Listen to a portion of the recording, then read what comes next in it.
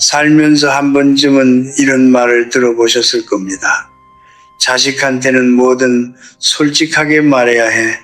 그게 진짜 사랑이지. 저도 젊었을 때는 그렇게 생각했습니다. 숨기는 것은 거짓이고 다 털어놓는 것이 신뢰라고 믿었습니다. 하지만 105년을 살고 나서야 저는 깨달았습니다. 완전한 솔직함이 항상 덕목인 것은 아니라는 사실을, 오히려 때로는 스스로의 품위를 내려놓는 행위가 될 수 있다는 것을, 저는 수많은 사람들의 삶이 시작되고 끝나는 것을 지켜봤습니다. 전쟁을 겪었고 가난을 겪었고 이 나라가 폐허해서 일어나는 것도 눈으로 보았습니다. 그 긴 세월 동안 제가 가장 많이 목격한 비극은 총탄이나 굶주림이 아니었습니다. 그것은 사랑하는 사람에게 모든 것을 내보인 뒤 그 사람의 눈빛이 달라지는 것을 바라봐야 했던 노인들의 이야기였습니다. 여러분, 한번 생각해 보십시오. 당신은 자식에게 모든 것을 말하는 것이 사랑의 증거라고 믿고 계십니까? 재산이 얼마인지, 몸이 얼마나 아픈지, 속으로 얼마나 두렵고 외로운지, 그 모든 것을 다 꺼내놓으면 관계가 더 깊어질 것이라고 생각하십니까?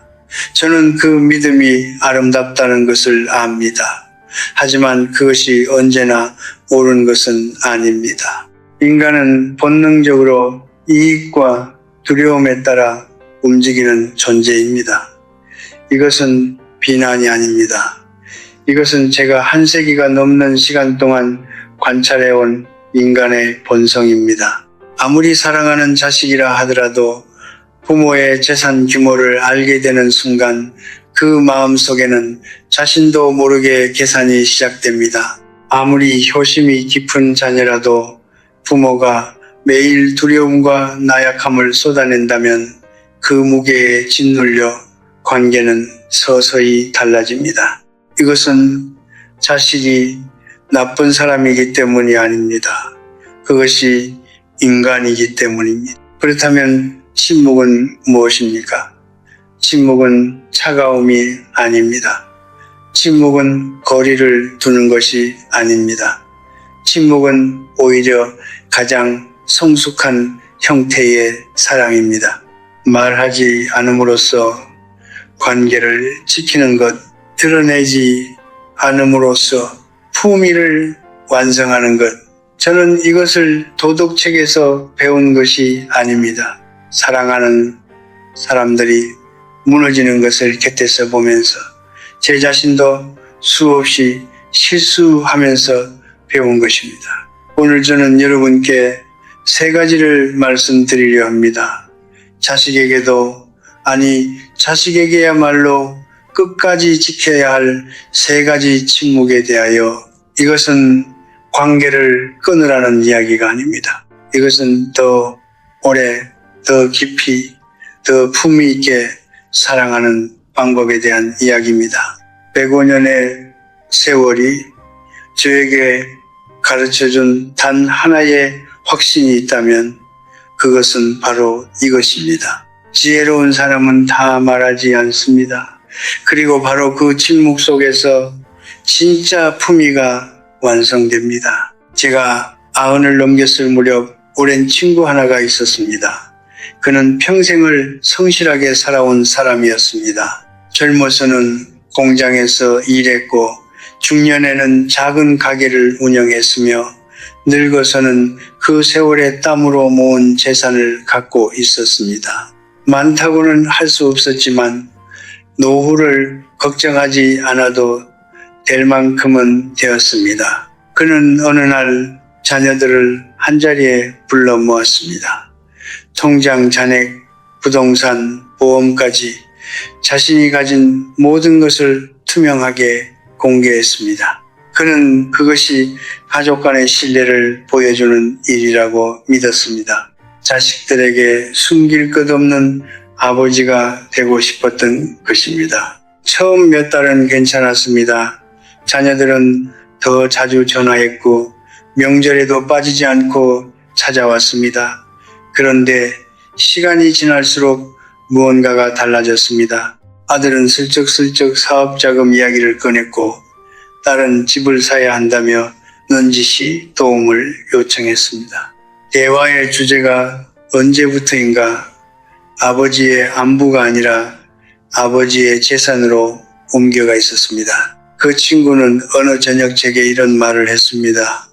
형서가, 나는 자식들한테 사랑받는 게 아니라 관리당하는 느낌이야. 그 말이 저는 아직도 귀에 생생합니다. 인간의 본성을 탓할 수는 없습니다. 자식들이 나쁜 사람이어서가 아닙니다. 인간은 숫자를 보는 순간 본능적으로 계산하게 되어 있습니다. 그것은 의식적인 선택이 아니라 생존 본능에 가까운 것입니다. 부모의 재산 규모를 정확히 아는 순간 자녀의 마음속에는 자신도 모르게 하나의 장부가 열립니다. 앞으로 얼마를 받을 수 있을지, 형제 중 누가 더 많이 받게 될지, 부모가 아프면 어떤 비용이 발생할지, 이것이 냉정하게 들린다면 그것은 현실이 원래 그렇기 때문입니다. 그렇다면 돈을 숨기는 것은 불신입니까? 아닙니다. 저는 이렇게 생각합니다. 돈이란 노인에게 있어서 일종의 방파제입니다. 파도가 몰아쳐도 무너지지 않게 버텨주는 구조물, 그 방파제의 정확한 높이와 두께를 모두에게 공개할 필요는 없습니다. 당신이 재정적으로 얼마나 단단한지를 자식이 모를 때 당신은 여전히 스스로 결정하는 사람으로 남습니다. 도움을 구해야 하는 사람이 아니라 스스로 판단하는 사람. 바로 그 위치에 있을 때 관계의 균형은 지켜집니다. 저는 자식에게 재산을 모두 알려주는 것이 미덕이라는 말을 많이 들었습니다. 하지만 저는 묻고 싶습니다. 그것이 진정 자식을 위한 것입니까? 아니면 당신 스스로의 불안을 덜기 위한 것입니까? 많은 경우 모든 것을 털어놓고 싶은 욕구는 사랑이 아니라 두려움에서 옵니다. 나 혼자 이 짐을 다 들고 있기가 너무 무거워서 누군가와 나누고 싶은 것입니다. 그 마음은 이해합니다. 하지만 그 짐을 자식에게 넘기는 순간 자식은 당신의 동반자가 아니라 당신의 관리인이 됩니다. 제가 105년을 살며 확인한 것이 있습니다. 자식에게 끝까지 존경받은 부모들은 하나같이 재정적으로 독립된 모습을 유지했습니다. 정확한 금액을 알릴 필요는 없습니다. 다만 나는 내 삶을 스스로 책임질 수 있는 사람이다 라는 태도만으로도 충분합니다. 돈은 권력이 아닙니다. 돈은 품위를 지키는 마지막 방패입니다. 그리고 그 방패는 드러내는 순간 힘을 잃습니다. 저는 철학을 가르치는 사람으로서 평생 인간에 대해 공부했습니다. 하지만 솔직히 말씀드리면 제가 인간의 본성을 진짜로 이해하게 된 것은 책상 앞에서가 아니었습니다. 전쟁터에서, 장례식장에서, 그리고 오랜 친구들의 임종 자리에서였습니다. 사람은 극한의 상황에 놓일 때 비로소 본 모습을 드러냅니다. 그리고 제가 그 수많은 순간들을 통해 깨달은 것은 하나입니다. 인간은 감사보다 이익에, 의리보다 두려움에 더 빠르게 반응하는 존재라는 사실입니다. 이 말이 불편하게 들리실 수 있습니다. 특히 자식을 향한 마음만큼은 순수하다고 믿고 싶은 부모의 입장에서는 더욱 그러할 것입니다. 하지만 저는 여기서 자식을 비난하려는 것이 아닙니다. 인간이 이익에 따라 움직인다는 것은 도덕적 결함이 아닙니다.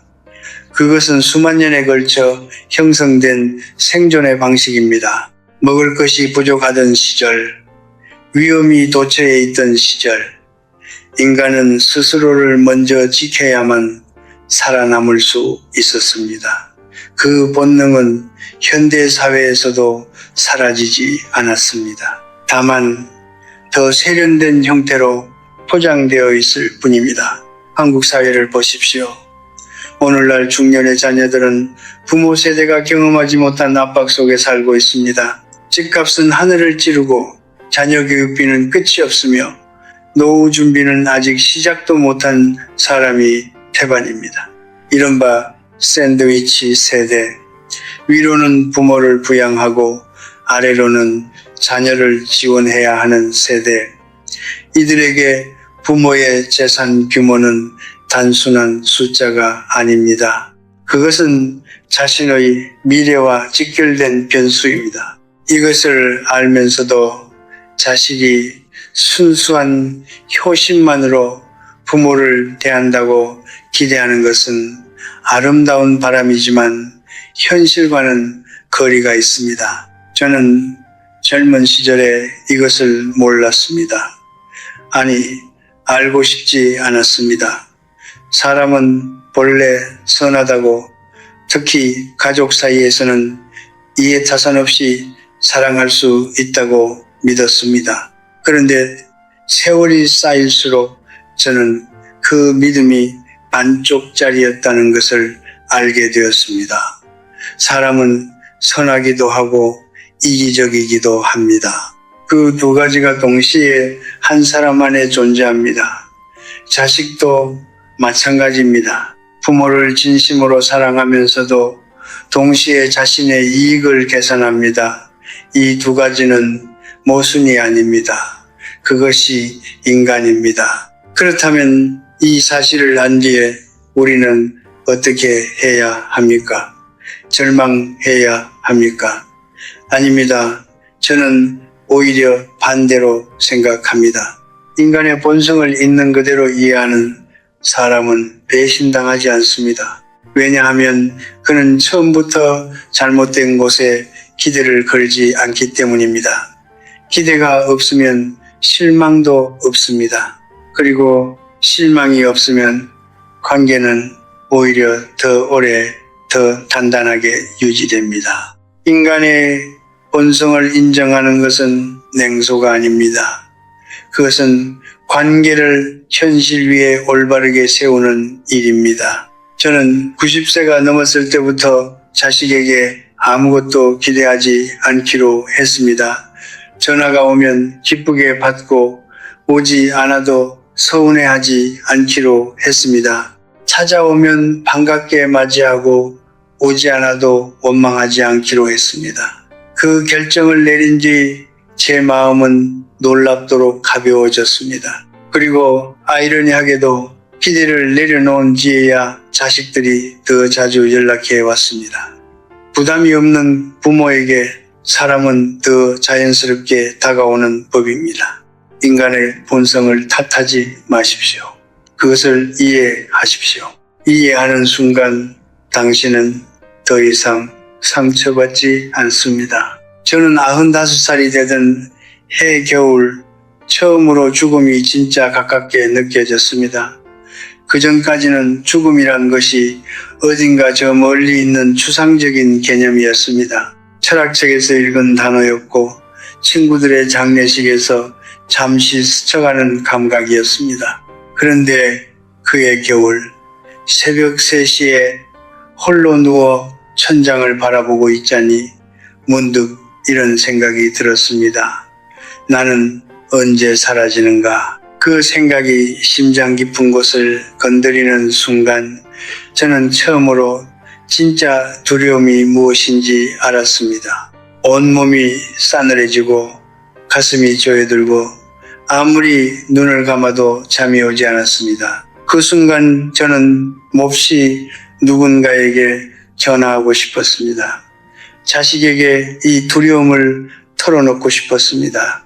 지금 이렇게 무섭다고, 혼자 있기가 너무 힘들다고, 내 곁에 있어 달라고. 그 충동은 너무나 강렬했습니다. 하지만 저는 그 밤 전화기를 들지 않았습니다. 왜냐하면 저는 이미 알고 있었기 때문입니다.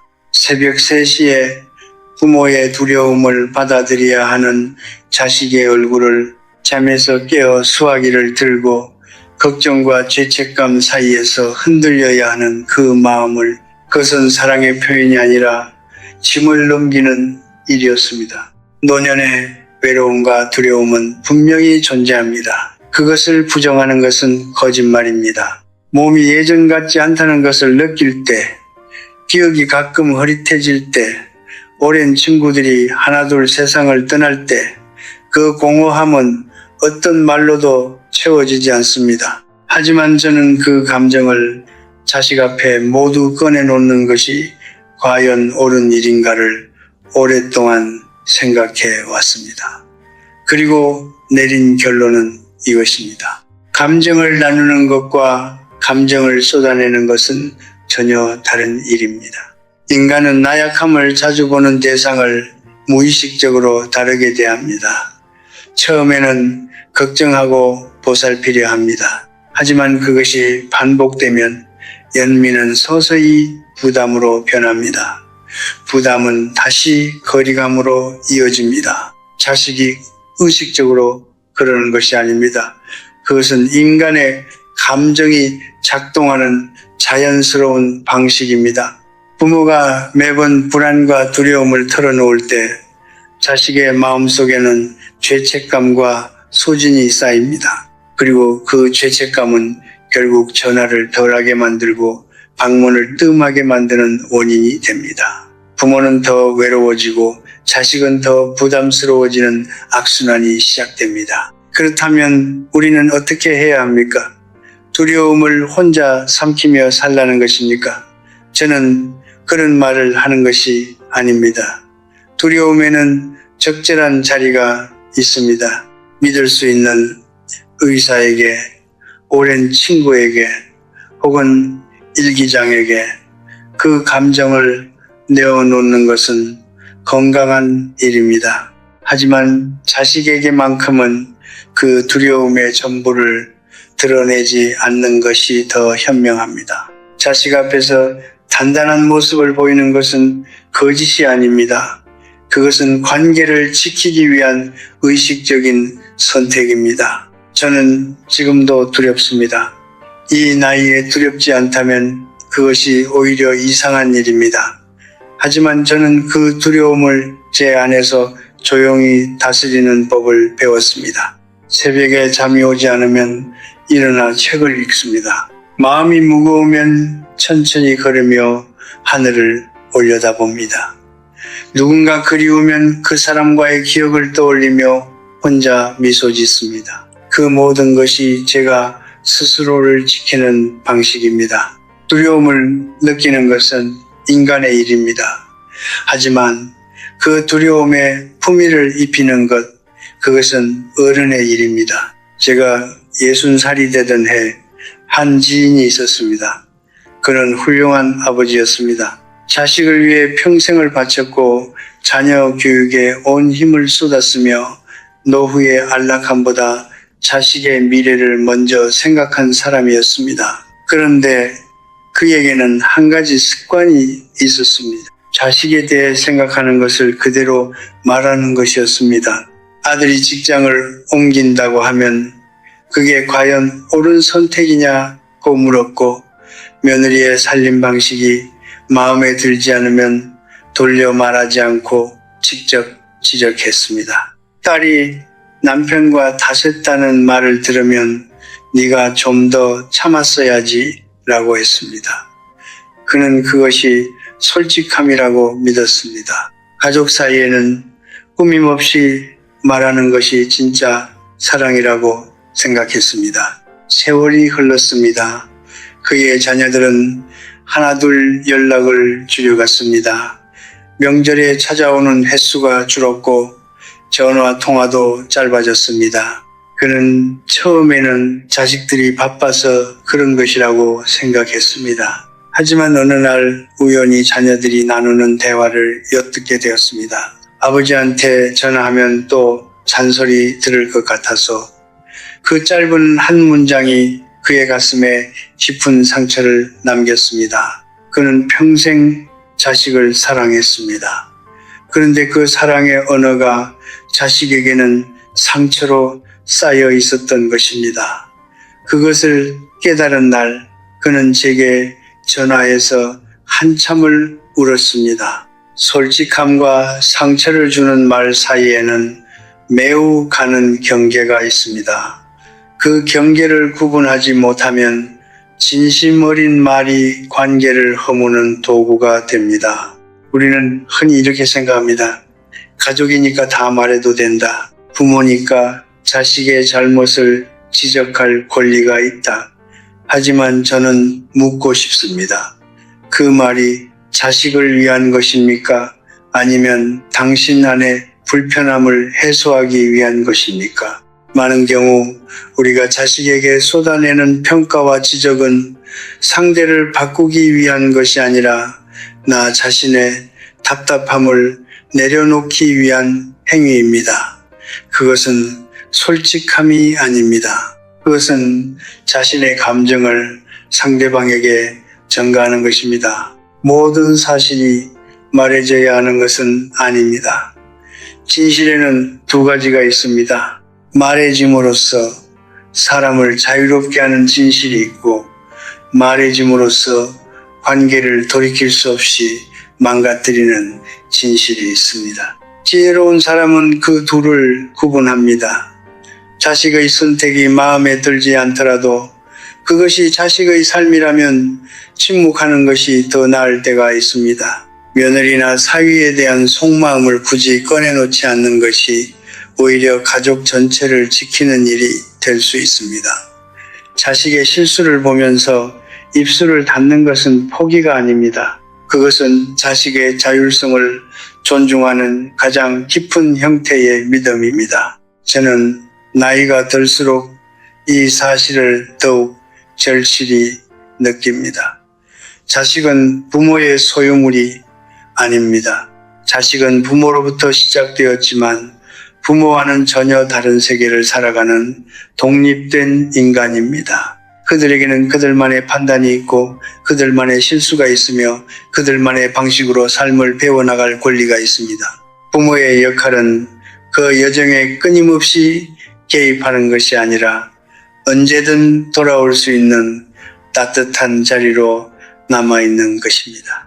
말을 아끼는 부모가 자식에게는 더 넓은 품처럼 느껴집니다. 무엇이든 말해도 판단받지 않을 것 같은 사람, 그런 부모에게 자식은 오히려 더 많은 것을 털어놓게 됩니다. 저는 오늘 이 자리에서 고백합니다.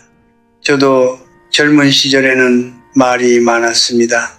옳고 그름을 따졌고 제 기준으로 사람들을 평가했으며 그것이 지식인의 책임이라고 생각했습니다. 하지만 세월이 저를 가르쳤습니다.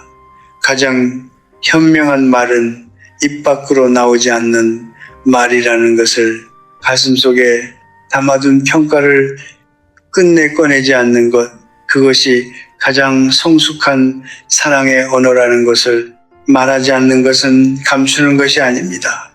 그것은 지키는 것입니다. 관계를, 자식을, 그리고 당신 자신의 품위를 고슴도치 이야기를 아십니까?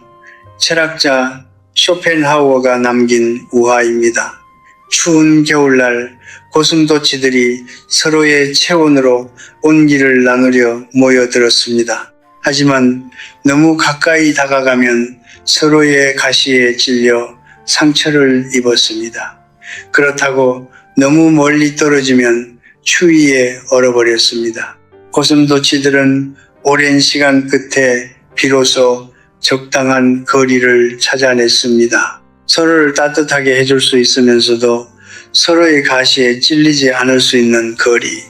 저는 이 짧은 이야기가 인간관계의 모든 것을 담고 있다고 생각합니다. 특히 부모와 자식 사이의 관계를 사람들은 흔히 가족은 가까울수록 좋다고 말합니다. 자식과 한 지붕 아래 살고 매일 얼굴을 보고 서로의 일상을 낱낱이 알아야 진짜 가족이라고 생각합니다. 하지만 저는 105년을 살면서 수없이 목격했습니다. 너무 가까웠기 때문에 서로를 망가뜨린 관계들을 매일 보았기 때문에 오히려 감사함을 잃어버린 부모와 자식들을 지나친 밀착은 때로 사랑이 아니라 서로를 소진시키는 의무가 됩니다. 그리고 그 의무가 쌓일수록 관계는 점점 무거워집니다. 저는 이것을 일찍 깨달은 어느 어머니를 알고 있습니다. 그녀는 자녀가 결혼한 뒤에도 독립적인 삶을 유지했습니다.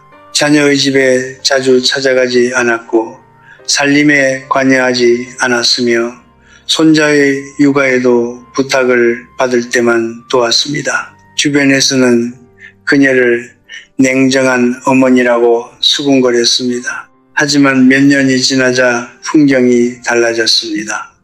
그녀의 자녀들은 오히려 더 자주 어머니를 찾아왔습니다. 의무감이 아니라 진심으로 보고 싶어서 부담이 없는 관계는 끌어당기는 힘이 있습니다. 그것이 거리의 역설입니다. 적당한 거리란 무관심이 아닙니다.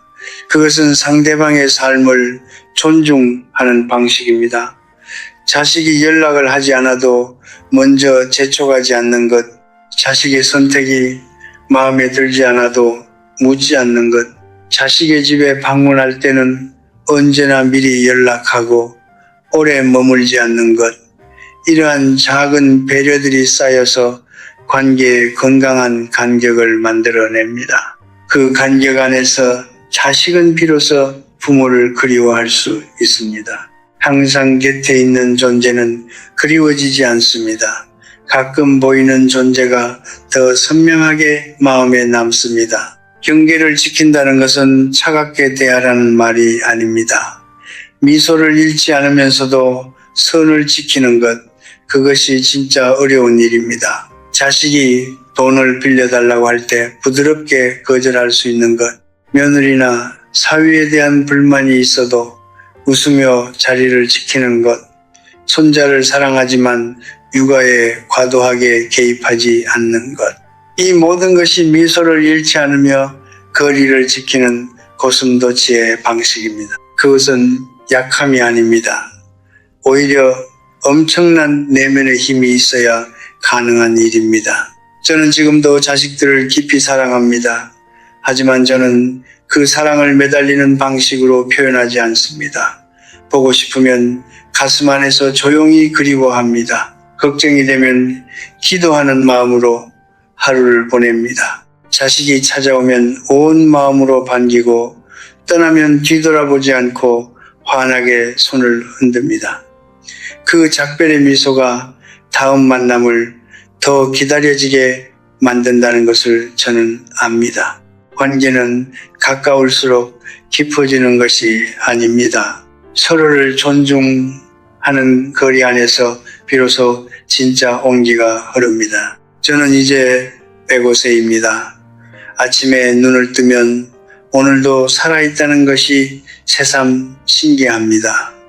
창문으로 들어오는 햇살을 바라보며 가만히 생각합니다. 내가 이 세상에 처음 왔던 날부터 지금 이 순간까지 얼마나 많은 것들이 왔다가 사라졌는지를, 사랑하는 사람들이 떠났고 믿었던 것들이 무너졌으며 붙잡으려 했던 것들은 손가락 사이로 모래처럼 흘러내렸습니다. 하지만 지금 이 아침 저는 그 어느 때보다 고요합니다. 그 고요함이 어디서 오는지 오랫동안 생각했습니다. 그리고 마침내 알았습니다. 그것은 모든 것을 말하지 않아도 된다는 것을 받아들인 데서 오는 평화라는 것을 오늘 저는 여러분께 3가지 침묵에 대해 말씀드렸습니다. 재산과 돈에 관한 침묵, 나 자신의 약함과 두려움에 관한 침묵, 그리고 자식에 대한 평가와 생각에 관한 침묵. 이 3가지는 단순히 입을 닫으라는 이야기가 아닙니다. 이것은 삶의 후반부를 품위 있게 살아내기 위한 제가 105년에 걸쳐 배운 가장 중요한 3가지 지혜입니다. 말하지 않는 것이 때로 말하는 것보다 훨씬 더 많은 것을 전달한다는 사실. 그 역설을 이해하는데 저는 평생이 걸렸습니다. 인생의 후반부는 잃어가는 시간이 아닙니다. 저는 그것을 분명히 말씀드리고 싶습니다. 세상은 노년을 쇠락의 계절로 바라봅니다. 젊음이 떠나고 건강이 약해지고 역할이 줄어드는 시간으로 규정합니다. 하지만 저는 다르게 생각합니다. 노년은 오히려 불필요한 것들이 하나씩 거쳐나가는 시간입니다. 체면도 경쟁도 남의 시선도 증명해야 한다는 강박도 그 모든 것들이 서서히 사라지고 나면 마침내 진짜 자기 자신만이 남습니다.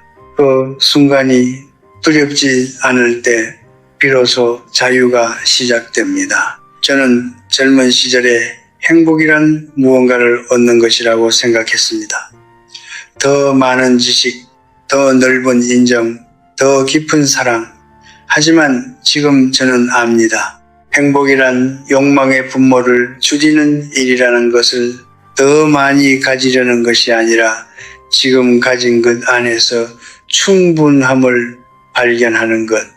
그 충분함을 느끼는 능력이야말로 어떤 재산보다 귀한 노년의 자산입니다. 그리고 그 능력은 오직 내면을 가꾸는 사람에게만 찾아옵니다. 바깥을 향해 손을 뻗는 것을 멈추고 안으로 눈을 돌린 사람에게만.